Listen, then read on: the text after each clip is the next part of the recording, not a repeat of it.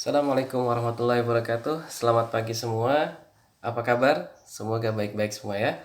Pertama-tama kita ucapkan syukur alhamdulillah atas segala nikmat yang telah Allah berikan kepada kita sehingga pada hari ini kita masih bisa beraktivitas dan berkarya. Terutama nikmat sehat karena di masa-masa pandemi ini nikmat sehat menjadi sesuatu yang sangat berharga dan luar biasa. Oke, perkenalkan nama saya Hendrik. Saya alumni dari SMKN 26 tahun 1998, jurusan Elektronika Industri dan Komputer. Saat ini saya adalah founder dari PT Solo Filantropi Teknologi, atau lebih mudahnya kita sebut Solo saja. Solo diinisiasi pada tahun 2016 dan kami mulai terjun ke dunia bisnis teknologi informasi pada tahun 2017. Fokus bisnis kami adalah menyediakan solusi berbasis aplikasi, baik mobile maupun web application. Ya. Satu hal yang khas dari Solo adalah 99,9% tim yang ada di Solo itu adalah alumni SMKN 26 untuk rumpun elektronika komputer. Kenapa demikian? Karena ini bagian dari visi perusahaan ya. Pada saat awal dibentuk, salah satu misinya adalah mewujudkan nilai-nilai filantropi terutama di bidang pendidikan dengan memberdayakan potensi alumni SMKN 26 khususnya untuk rumpun elektronika komputer. Kami berproses dan bertumbuh ya seiring dengan waktu untuk mewujudkan satu perusahaan yang besar tentunya ya, dan tetap konsisten dengan visi dan misi perusahaan di awal ya. Kenapa berproses? Karena kami sadar bahwa untuk menuju sebuah kesuksesan ya, itu melalui proses yang namanya pembelajaran.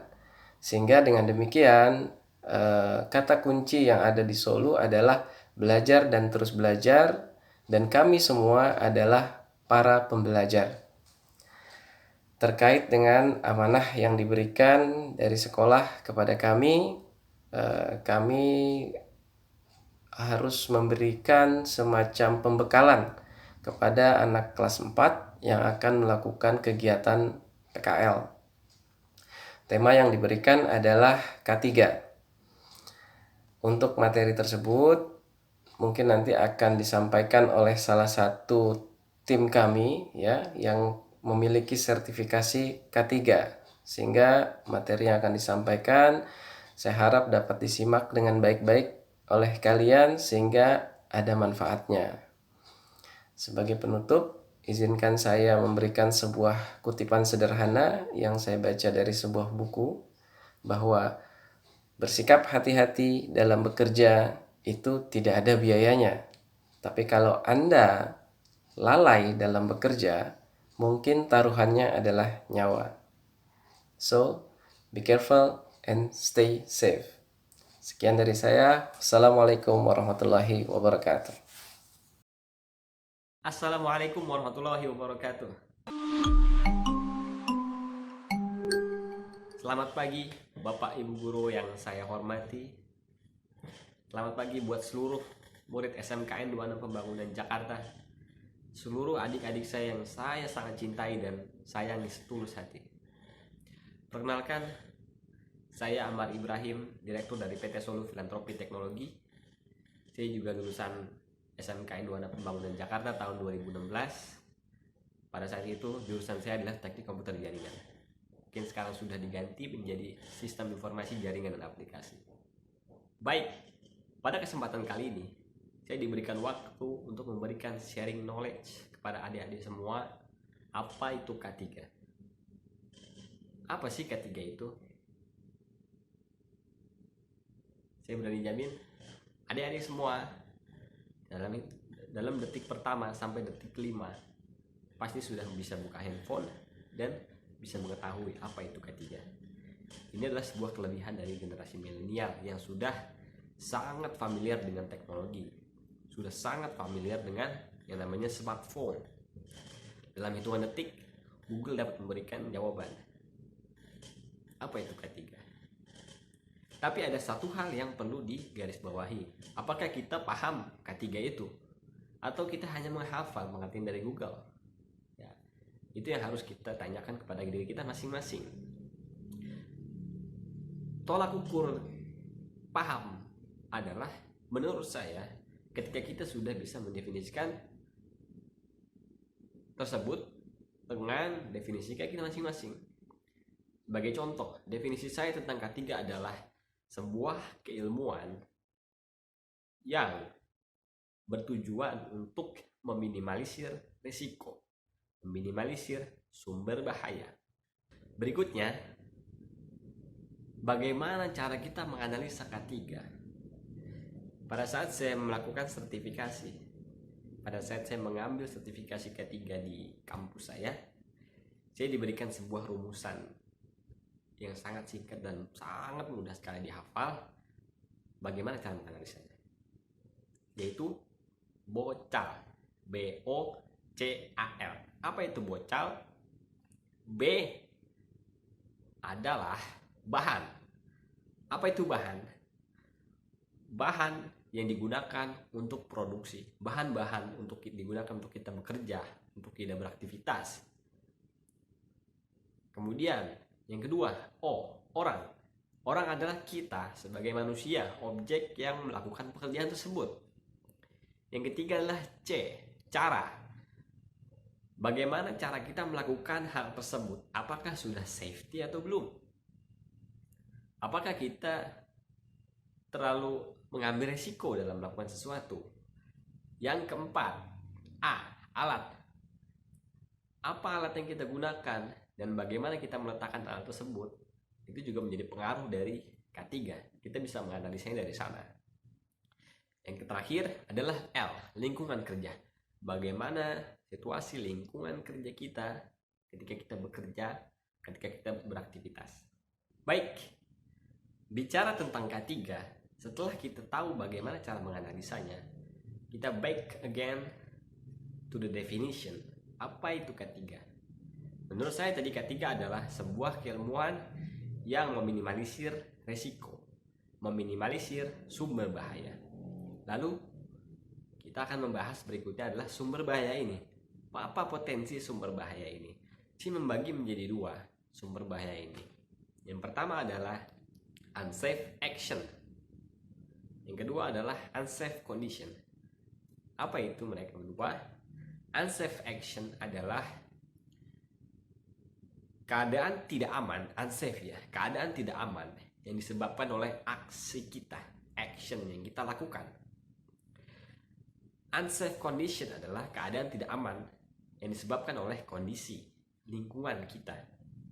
Kita ambil contoh yang paling sederhana.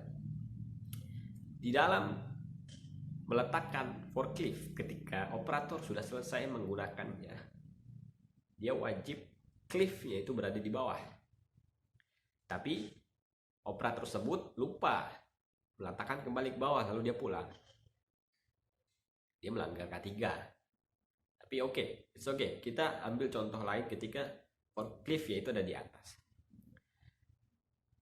Dari contoh ini kita bisa membagi dua, unsafe action dan condition. Teman-teman semua, apabila teman-teman tahu bahwa cliff itu ada di atas dan itu sangat berbahaya apabila kita melewatinya, tapi teman-teman tetap melewatinya, itu namanya unsafe action. Apabila kita tahu bahwa di situ ada bahaya, kita datangi, bahwa itu unsafe action. Jadi keadaan tidak aman disebabkan oleh action yang kita lakukan. Kalau unsafe condition, keadaan yang tidak aman karena kondisi. Operator tersebut lupa menaruh cliffnya di bawah, sehingga menjadikan kondisi menjadi tidak aman untuk setiap orang yang lewat. Seperti itulah perbedaan unsafe action dan unsafe condition. And now let's go further. Mari kita bahas lebih dalam lagi. Mari kita discuss lebih dalam lagi.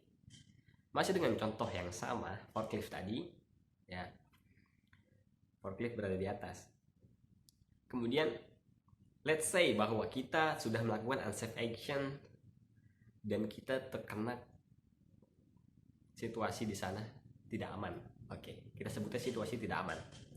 Kemudian, ketika kita ada di bawah cliff tersebut, cliffnya jatuh. Jeder.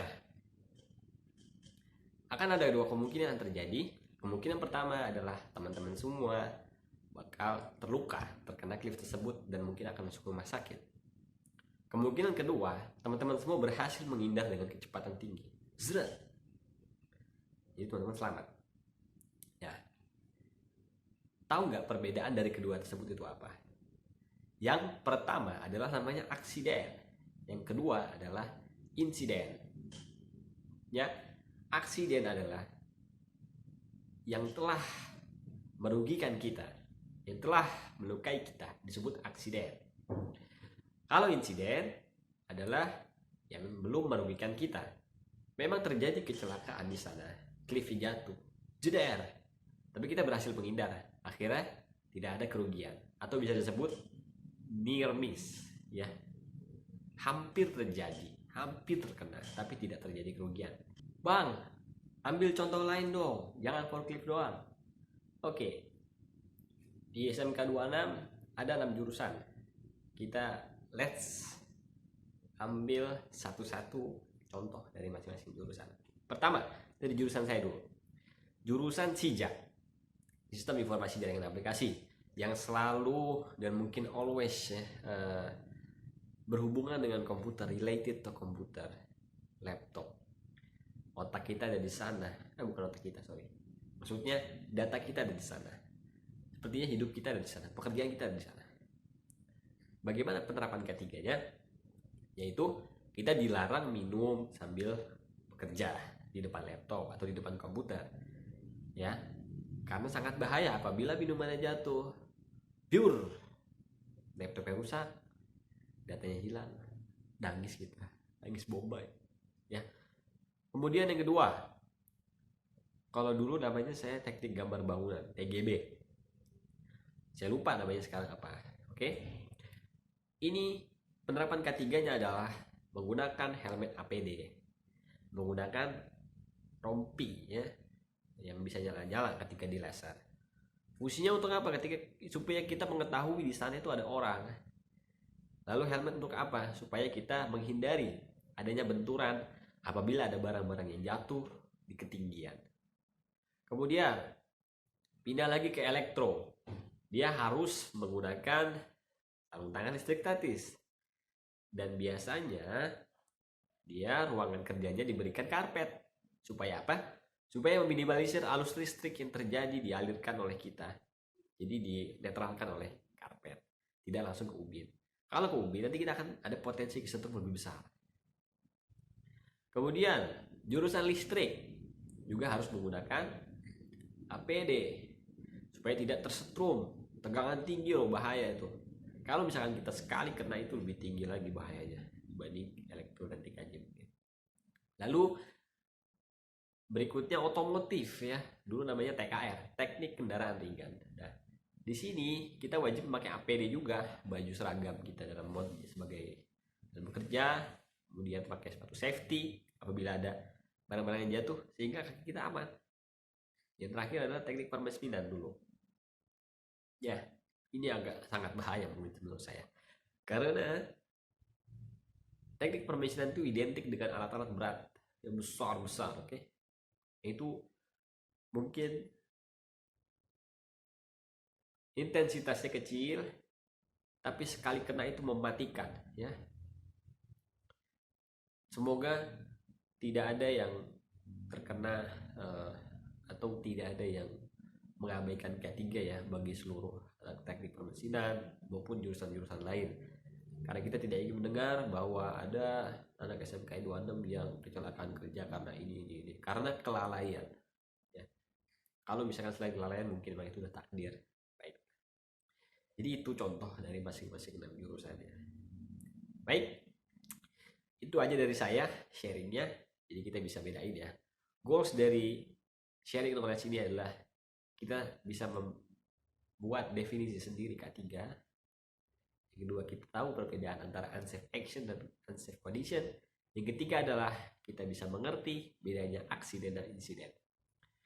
Sok, monggo, apabila ilmu ini bermanfaat, beritahukan kepada seluruh keluarga, teman-teman dan semuanya bahwa K3 itu ada di mana-mana.